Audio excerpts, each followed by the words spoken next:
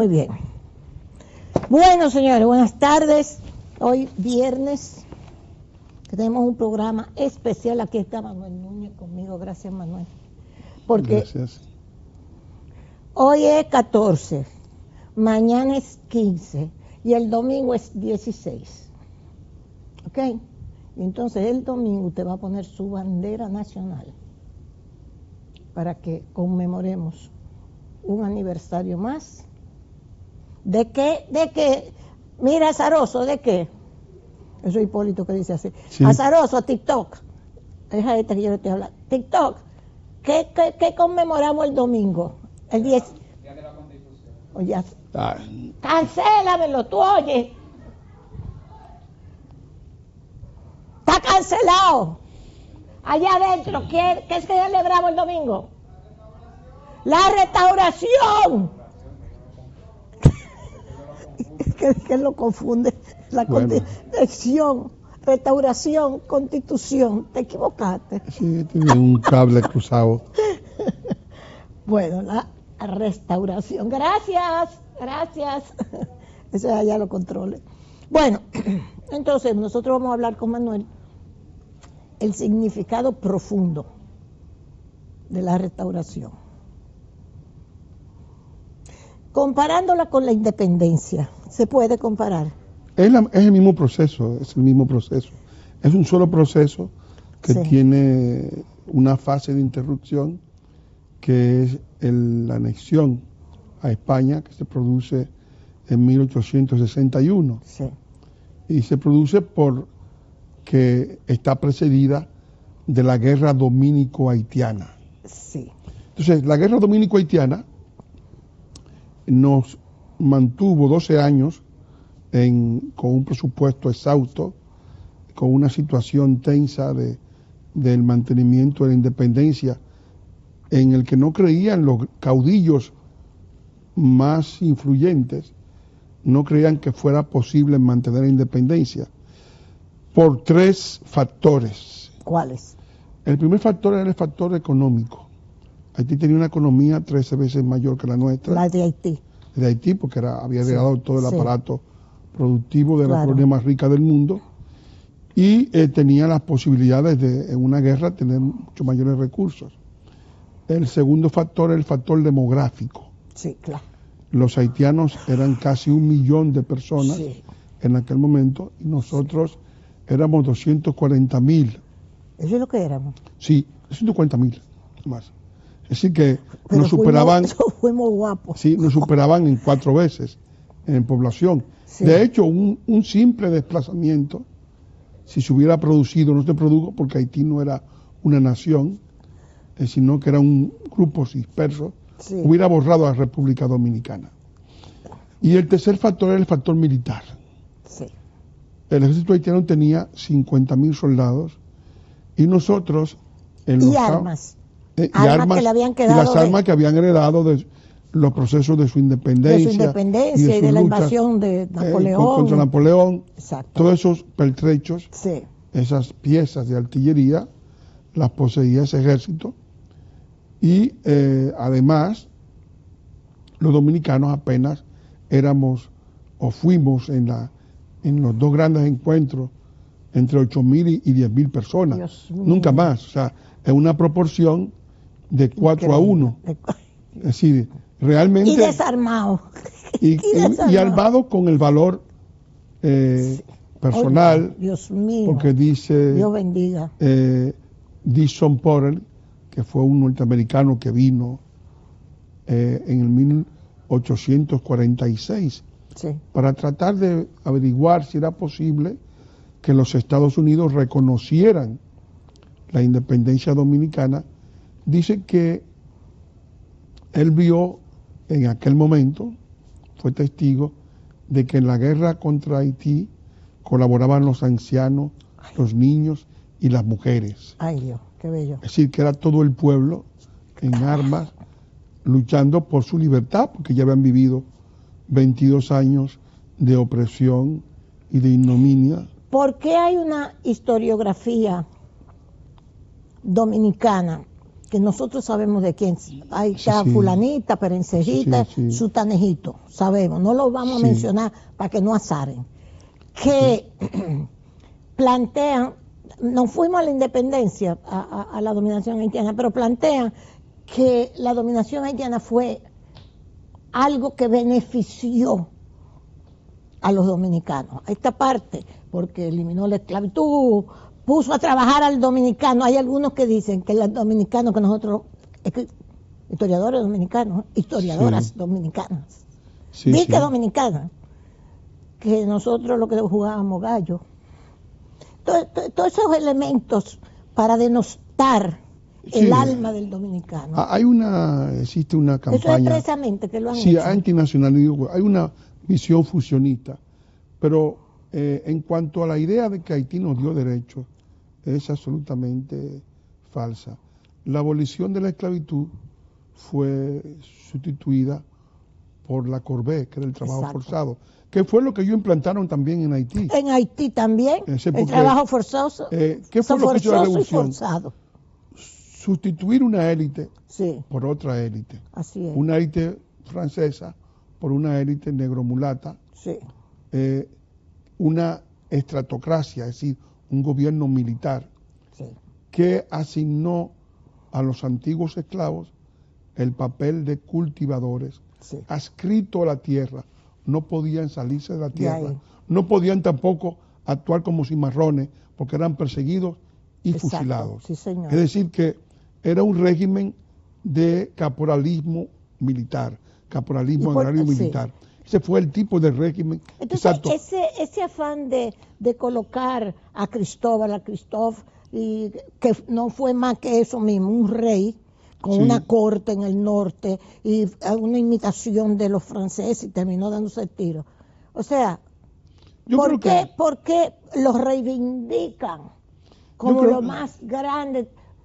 Louverture y Cristóbal, ni siquiera al mulato, Cristóbal, que es el libro, la novela del cubano, de Carpentier, bellísimo. Sí. No, que termina diciendo, él comprendió, el esclavo comprendió que había luchado para salirse de la esclavitud y que lo habían vuelto esclavo otra vez. Claro, porque Cristóbal, esa es la novela de Carpentier, en más primer lugar, hermosa. Yo pienso que la noción está justamente en la idea que tienen esos historiadores del mito de las revoluciones. Las revoluciones suelen generar mitos, ¿no?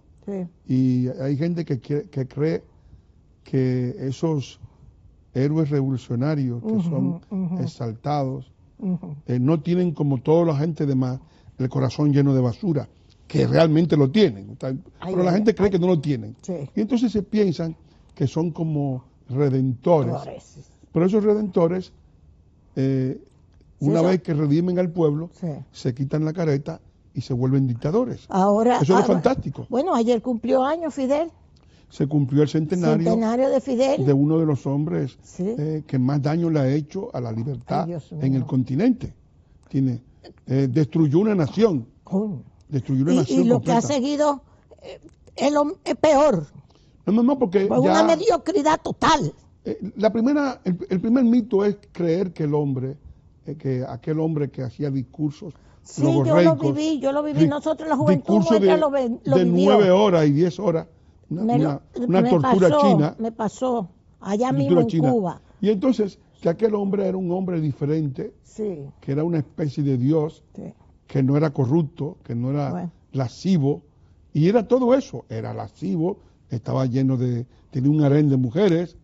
Durante los primeros 2 años de la revolución se instaló en la suite 23 de La Habana Libre únicamente para tener encuentros allí y tomar helado, sin pagar un centavo, desde luego, porque era dueño también de todo el territorio. Y luego instaló aquellos proyectos absurdos, la zafra de los 10 millones, que destruyó la agricultura y la ganadería, el secado, la disecación de la ciénaga de Zapata, que destruyó toda la producción de arroz, la vaca enana que destruyó, sembrar que acabó de La Habana, la que los alrededores con agricultura, el un corredor desastre. de La Habana, el café de llanura, Todo. que no existe. Y mandar gente a pelear en el Congo y en La bueno, Vaina. y mandar personas... Y hacernos hacer la revolución en todos estos países, que se fue la gran parte, yo lo estoy diciendo parte de hoy, la juventud se una perdió. Parte de la juventud de América un Latina proyecto y del absurdo. mundo se perdió en eso, que era expresamente para que le quitara, como decía el Che, 2 o 3 Vietnam para que no se fijaran tanto en Estados Unidos. Porque era un régimen criminal. No es que uno el propio Che Guevara dice, sí, que cuando fue a la ONU, y ahí está el sí, discurso, que antes se ocultaba el discurso, pero ahora se puede ver por internet. Él dice, hemos fusilado, fusilamos y seguiremos fusilando mientras sea necesario. Así es decir, que todo el que no estaba de acuerdo lo pasaba sin juicio. Sin juicio todavía. Bueno, no quiero irme a Cuba. Es una situación absurda, pero es algo lamentable. El tema de Cuba también entra por la cuestión que hubo 9, 10 funcionarios con su familia cubanos que el gobierno dominicano les pidió que se retiraran. Sí, en un plazo. Yo pienso ellos que están insultando, no insultando, sino quejándose. No, pero que realmente no es una medida específica de la República Dominicana. Ya ha ocurrido en Ecuador, ocurrió en Perú, en Chile, es decir, en varios países, en las embajadas cubanas, que son centros de espionaje. Es verdad. Y que los cubanos ellos se creen, no lo son más listos que los demás. Siempre, trepatines. Más listos que los demás, o sea que te van a espiar y que te van a tener un país y que van a... sé. Entonces viven inmiscuyendo, viven agitando, creando cuñas dentro de los países, y evidentemente eso está en contra de todo lo que bueno, yo no sé, porque no he explicado, el gobierno dominicano dice que va a reservarse la explicación. Aquí esto está Granma, que es la primera página de Granma. Sí, bueno, que ahora el Granma es una paginita. Cuando tú vas a Cuba, las últimas aquí tú tienes a Granma, aquí en la computadora. No hay ni papel. Sí, aquí tú tienes fechas históricas. Entonces te comienza Fidel, Raúl, Fidel, Raúl, Fidel, Raúl. Los dueños del país. Y yo digo, coño, perdóname, coño, que me van a cerrar el programa. Pero es que no hay más pero ¿y el muchacho este que está ahí? Raúl Guillermo. No. El cangrejo. El cangrejo. Pero el cangrejo es especial. Espérate, mírame el cangrejo aquí. Ese es el nieto. El nietísimo de Raúl. De Raúl. Sí, que es un millonario. Si lo quieren ver, hay videos del cangrejo. Él se llama Raúl, el nieto de Raúl, él se llama Raúl Rodríguez Castro. Sí. Buen mozo, anda con su bueno, abuelo. Es un poco monigote, ¿no? Sí. Entonces aparecen unos videos con mujeres echándose el whisky, el ron, lo que sea. No, porque le gusta la buena vida. Yendo por todo eso como si fuera, estamos aquí en Miami. Sí. Burlándose de la miseria en que ellos han metido ese pueblo. Y luego está Sandro, el nieto de Fidel. Sí. Que son los nietísimos. Los nietísimos. Porque ya se sabe la fortuna que dejó el caudillo y están disfrutando de ella. Bueno, lo cual evidentemente Cuba rechazó, dice Granma, acto de subordinación del gobierno de República Dominicana a la política agresiva de los Estados Unidos. Son declaraciones previsibles, o sea que... Sí. Ahora mismo dijo son variaciones sobre un mismo tema. Ya sabemos lo que van a decir. Lo que el gobierno no ha dicho y no quiere decir es el papel que estaban teniendo esos supuestamente diplomáticos. Nos vamos para el 16. Entonces, ese significado de la restauración. ¿Por qué Santana, ese héroe de la independencia, hace lo que hace? Mira, Santana, hubo una parte del liderazgo político que se dividió en dos frentes. Por un lado, los que eran partidarios de la independencia absoluta, encabezados casi exclusivamente por Juan Pablo Duarte. Sí, casi exclusivamente. Casi exclusivamente porque tanto Sánchez como Mella, Sánchez sirvió a Báez como ministro de guerra, y Mella fue secretario de Santana. Mella Mella inclusive viajó a España a lo de la anexión, antes, en el 54, que es la misión Mella en el 54. En el 55 Santana envió a Rafael María Baral, que obtuvo el reconocimiento de España de nuestra independencia en 1855. Pero en el 56 se produjo la batalla de Sabana Larga y Jácuba contra Zuluque. Y Zuluque se retira después de esta pérdida y comenzaba a maquinar para el 59, donde iba a ser la madre de todas las batallas. O sea que iba a arrasar, no va a quedar un dominicano vivo. Ni para remedio. Y entonces, naturalmente, Dios mío, ya desde esa época, pero desde antes, había un partido anexionista que decía, nosotros no podemos enfrentar a este enemigo que nos supera a nivel demográfico, a nivel militar y a nivel económico. O sea, los tres factores estaban ahí pendientes. Es como si, imaginemos el caso, estuviésemos ahora ocupados por Haití, que Haití tuviera 40 millones de habitantes, nosotros 10 o 12. Que vamos para allá. Que tuviera 40 millones de habitantes. Que para allá que vamos, Que tuviera un ejército de 500,000 soldados y nosotros uno de 50,000.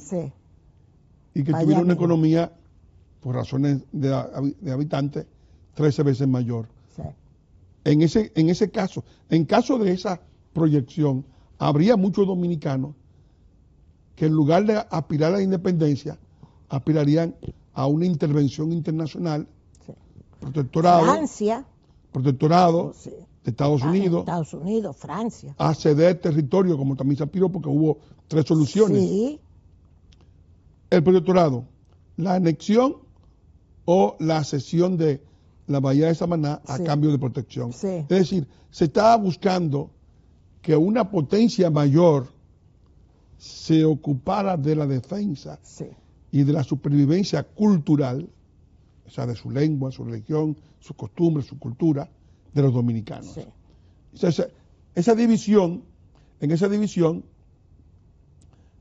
hubo los de la independencia pura y simple y los de la búsqueda de una transacción internacional que desembocaría en una anexión. O sea, entonces, y Santana pertenecía a ese otro grupo. O sea, Santana y Báez, los dos. Sí, pero a mí me resulta tan desagradable Báez que no quisiera ni compararlo con Santana. Báez en el 1800... Yo, no fue tan perdón a todos los Báez. No, pero Báez hizo su primer gobierno, que fue de 1853, fue bueno. Su primer gobierno, después fue corrupto. Pero era corrupto. Pero su primer gobierno fue bueno. Incluso Báez es el único gobernante que en algún momento, cuando Haití nos tenía asediado, Báez ordenó atacar y atacó los Cayos, bombardeó los Cayos. Es la única ocasión en que los dominicanos traspasaron la frontera y atacaron a Haití para entonces nos vamos a que el hecho en sí mismo, de las guerras, porque no es una guerra, las guerras que hubo, o sea, los enfrentamientos, había que ser guapo, carajo. Claro que sí, porque en esas condiciones, las desventajas eran muy grandes. Muy grandes. Y entonces se produce en el momento en que ya Santana, Duarte está exiliado, ya habían regresado los otros trinitarios, había regresado Sánchez, que estuvo en Europa, y Mella regresó también. Tuvieron 4 años, en el 48 regresaron, pero en el 49, en las carreras, se produce el segundo gran cerco. Santo Domingo tuvo varios cercos. El primer cerco fue el cerco del 44, cuando Santana hizo un cerco en San Jerónimo a la Junta de Gobierno después del golpe de Estado del 9 de junio que dieron los trinitarios. El segundo cerco viene en el 49, para destituir a Jiménez, ¿no? Entonces Santana hace el cerco. Dentro del cerco de Santo Domingo hay 5 trinitarios y fuera hay 2, o sea que evidentemente vemos que realmente está un poco el tema de las luchas intestinas entre nosotros, o sea que eso estaba presente y se reprodujo después en el 57 cuando se produce el cerco contra el gobierno de Báez, que duró un año el cerco. Santana, el Cibao apoyó a Santana y dentro de la muralla estaba Sánchez, que era un hombre de Báez, y fuera de la muralla estaba Mella, que era un hombre de Santana. O sea que... Y entonces, Sánchez entonces cuando Sánchez se acomodó, se fueron con Báez, todo lo demás menos Sánchez. Sánchez dijo, bueno, yo no me voy con Báez, y se quedó en la capital. Pero Santana ocupó el poder en ese momento. Y ¿Tú sacarías a Santana de...? Santana no debería estar ahí. Estaba muy bien en la iglesia del Seibo, en la soledad del Seibo. Verdad, pero no me digas que estaba muy bien. Tú, por sus hechos, tú no lo dejarás ahí, a donde está. Yo no lo dejaré ahí. Me parece que es exagerado tenerlo ahí. Ahora, pero sin no él, podemos trasladar. Sin él no tendríamos la independencia. Exacto, es decir, no podemos.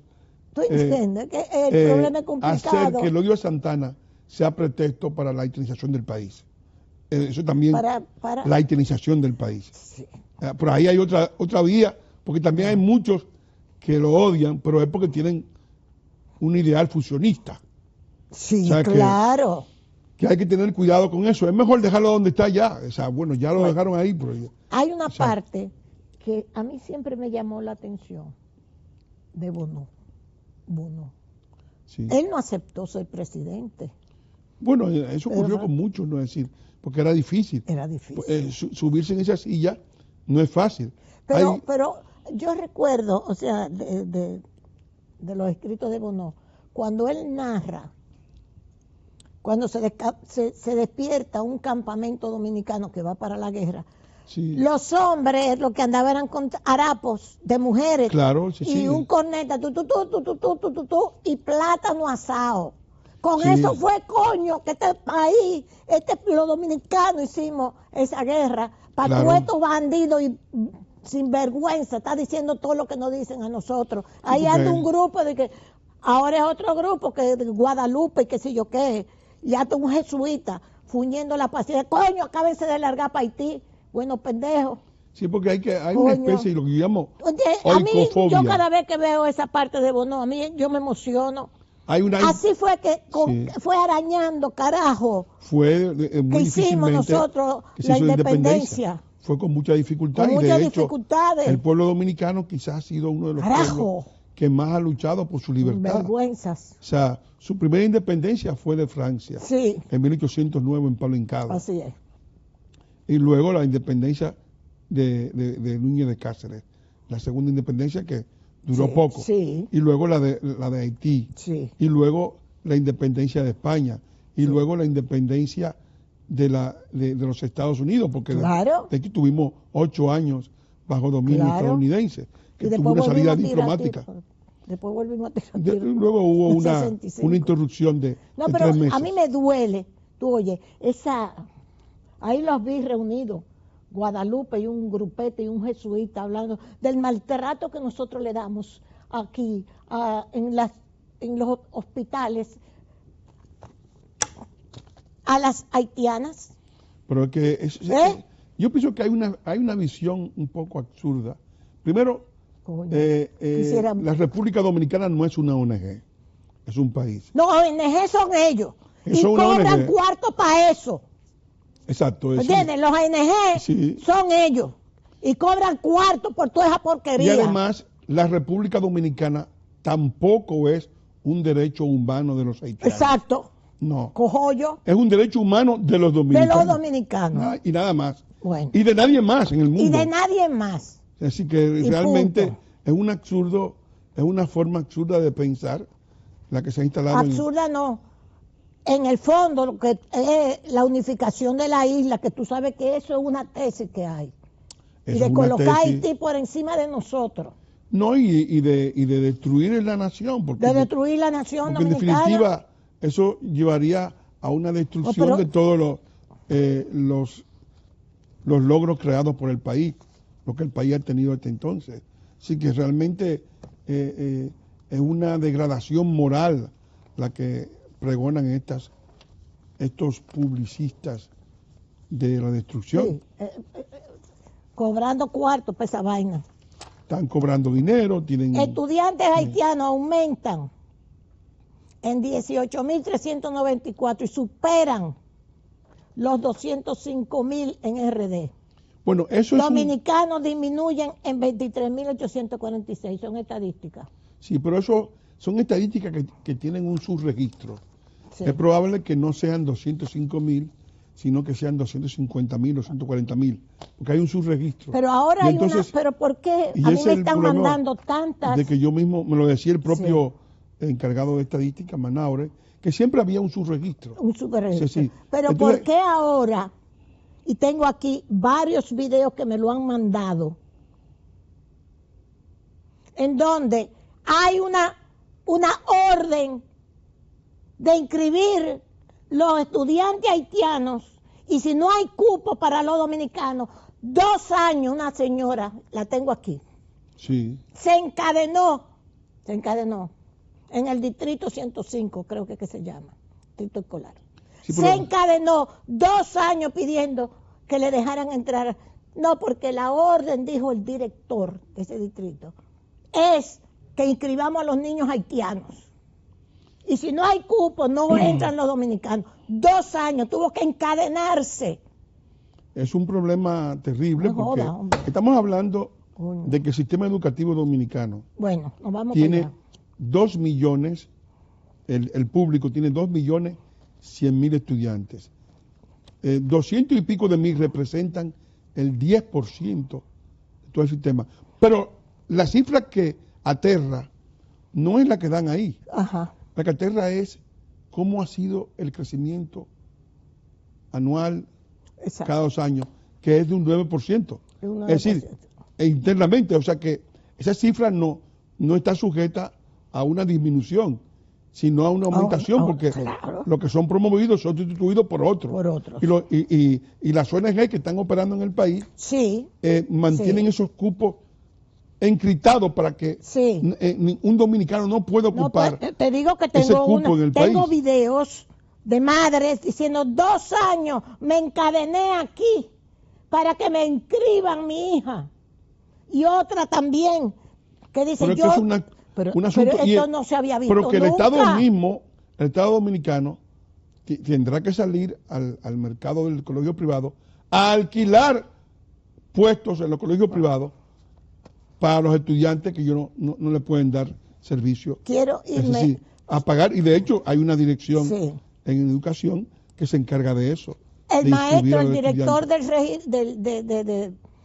dijo,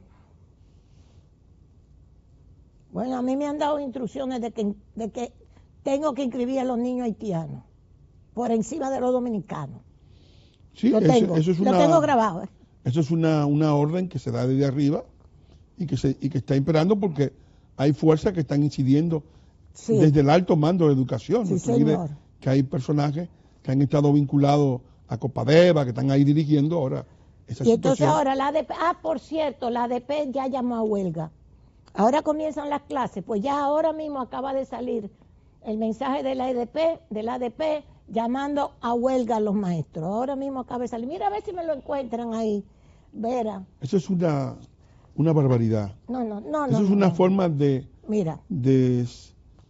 desbaratar el entusiasmo inicial. No. Es una verdadera barbaridad, porque además, si nosotros hacemos un estudio de las reivindicaciones de la ADP y hacemos la comparación con el resto de América Latina, en la República Dominicana los maestros ganan más que, salvo Costa Rica y Panamá, que en toda Centroamérica. en Sudamérica solamente Chile gana más en dólares que los maestros dominicanos. Es decir, que el maestro dominicano no es el que está peor en el continente. Es uno de los que está mejor en el continente en términos de proporción. La ADP calcula 474,000 niños quedarán fuera de las clases. Estos son titulares, ¿verdad? Ahí está. Sí. Aquí, la ADP, Historia de República Dominicana, ha sido sacada de los textos. Pero eso es absolutamente mentira. Yo puedo asegurar. Libro, esto que tú manejaste, esto. Yo puedo asegurar. Mira, a ver. Que en todos los libros de texto sociales de la República Dominicana se observa una escrupulosa evaluación de la historia. Esos libros fueron realizados por la Academia Dominicana de la Historia, oiga eso, por el Archivo General de la Nación y por algunos historiadores independientes. O sea, todos esos libros responden al objetivo del currículum del Ministerio de Educación. En esos libros se veló muy particularmente de que el tema de nuestra nacionalidad estuviese defendido.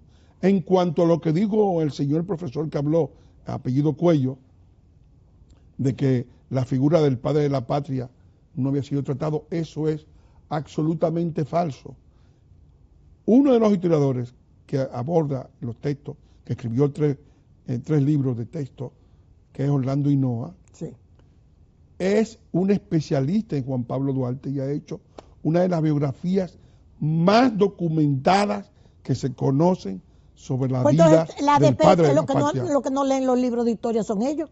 Yo reto, eso que están diciendo, eso son los que no leen. Consuelo, yo reto a ese profesor a que venga aquí. Sí. Yo vendré con los libros en la mano a que me demuestre que lo que él dice sobre esos libros es verdad. Eso es absolutamente mentira. Es una campaña de difamación que están emprendiendo para hacer presión política. Oye, que eso, Historia de la República Dominicana, ha sido sacado de los textos. Oye. No ha sido sacada de los textos. Entonces, que el modelo neoliberal... ¿Y qué tiene que ver en el liberalismo con la enseñanza de las clases? Eso es un catecismo revolucionario que corresponde a otra cosa. Sí, de ignorante. Un catecismo que repiten la cantilena que le dicen que repitan. Que digan los cuartos que tienen los dirigentes del ADP. No, y que tienen los sueldos. La fortuna que tienen ellos. Y que tienen todos los sueldos de los maestros encriptados. Sí. En cuenta, es decir, que los maestros no cobran su sueldo completo. Exacto. Porque están pignorados los sueldos. Sí, señor. Sí, que digan eso. Y que la ADP es el tercer banco de la República Dominicana. Claro. Esa cooperativa. Esa cooperativa. Eso es millonario. Son millonarios. Entonces que digan, que hablen claramente, porque vengan a discutir con Manuel Vargas. Que vamos a sincerizarnos. Vengan a discutir con Manuel Núñez. Vengan. Yo le doy el programa. Le pido a don Luis que abra el programa aquí. Una programación para que discutan eso. Eso es absolutamente mentira. O sea, no hay ninguna razón. Mira, Manuel, tú tienes ahí, ¿qué es lo que es el libro abierto? Eso que tú manejaste. Libro abierto es un programa de edición de libros de texto que utilizó a las inteligencias mayores del país. Me acuerdo que de todas las universidades, de todas las academias y de los grandes institutos de educación superior. Este programa tenía 3 objetivos principales. El primer objetivo era la calidad y por eso se emplearon a los mayores historiadores de la República Dominicana. Ahí intervino Roberto Casá, la Academia Dominicana de Historia, Orlando Hinoa. Todos los historiadores reconocidos de la República Dominicana son los que han escrito los libros. Luego, el segundo aspecto era la calidad, ¿no? Y la calidad se garantiza por esa visión. Y luego viene la cobertura. La cobertura, el Ministerio de Educación ha tirado más de 30 millones de libros. Los libros han llegado a todas las demarcaciones en forma física, porque el libro es el libro físico. Ah, bien, ese libro físico, si la persona no lo tiene, puede descargarlo de la plataforma libro abierto del MINER. Eso es, y lo puede descargar en un teléfono. Oye, Cualquier estudiante tiene un teléfono celular, o sea que no es una cosa, no es que escondida y que sí, que no, que los aparatos, sí, porque él habló de los aparatos de las computadoras, eso no tiene que ver con eso. O sea, el objetivo de la plataforma Libro Abierto es para que puedan descargarlo. Ahora bien, ¿cómo los estudiantes de la República Dominicana, al igual que otros estudiantes del mundo, están metidos en la web? Están navegando casi siempre. Sí. En cada unidad del libro de texto se colocó un código QR con el objetivo de que el estudiante, si aborda un tema, por ejemplo, la clorofila o algo así, de ciencias sociales, de ciencias naturales, pueda, a partir de ese QR, profundizar en ese tema. O sea, que el libro no está cerrado al conocimiento de la web. Por eso se llama libro abierto, porque es un libro que está en comunicación directa con la web, pero con el objetivo de que el estudiante no lo sienta como algo extraño a él, porque muchos estudiantes dominicanos tienen más tiempo en la web que con los libros físicos. En todas partes. O sea, sí. Y eso, evidentemente, no podíamos hacer un libro que estuviese enemistado con esa tendencia que ya es mundial. Pero no es un libro digital nada más, es un libro físico. Físico también. Y entonces tú estarías en disposición de todo. Yo estoy en disposición de que vengan aquí a discutir. Yo vendré con los libros y ellos tienen que demostrarme a mí aquí, en este programa, ante el pueblo dominicano, que lo que ellos dicen es verdad. Eso es absolutamente falso. Bien. Entonces, Manuel, tú escribiste un artículo. ¿A dónde?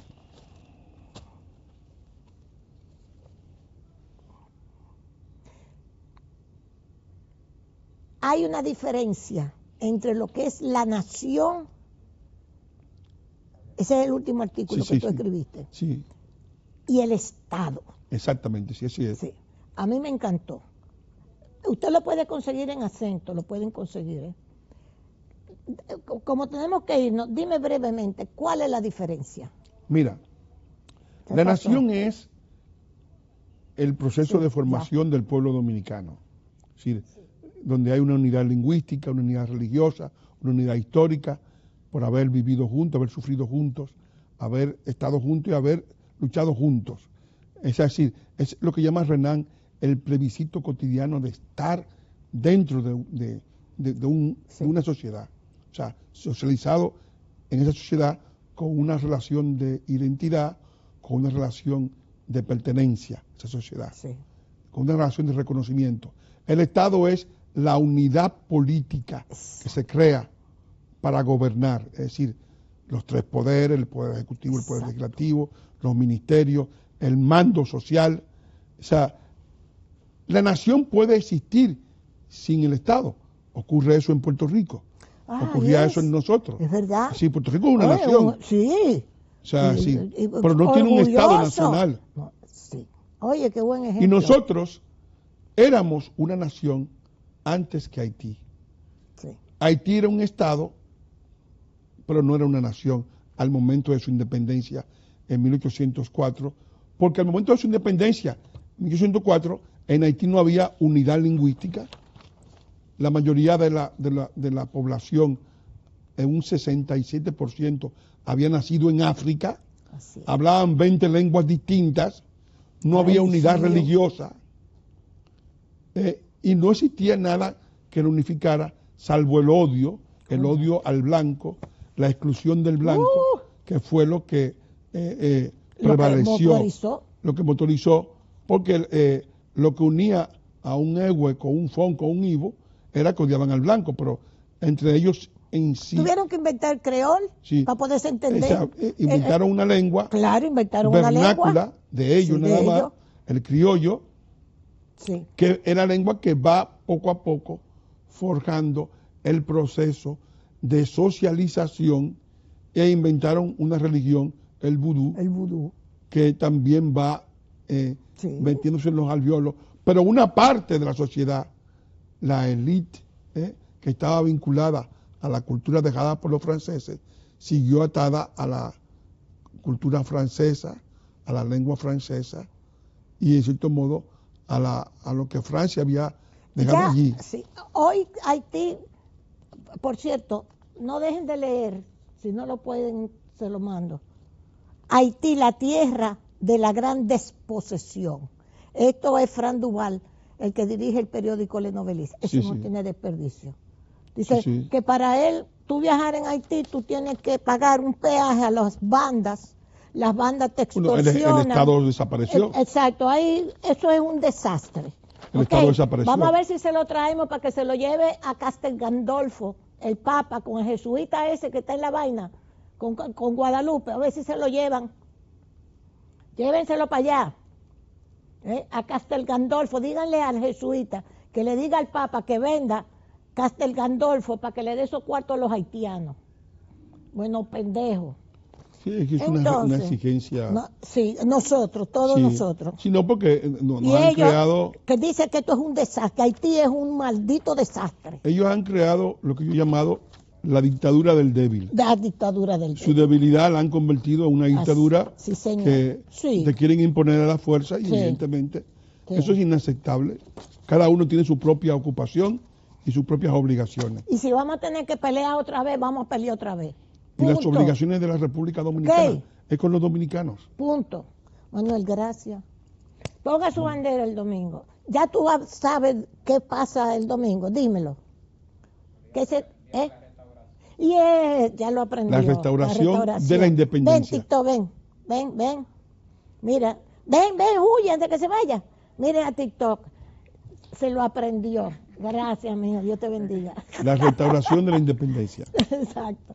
Señores, gracias a Plaza Lama como siempre, por supuesto a Café Santo Domingo, al Grupo Rica y a Propiel, jabón y crema para tu piel, Propiel. Gracias.